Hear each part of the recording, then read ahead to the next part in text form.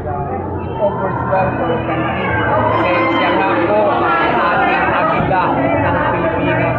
Ang agila po ay may precision. Ang fight niya may precision.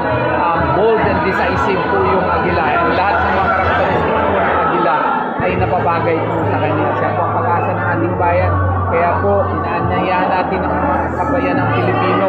Dito na tayo kay Sara Duterte. Siya po ating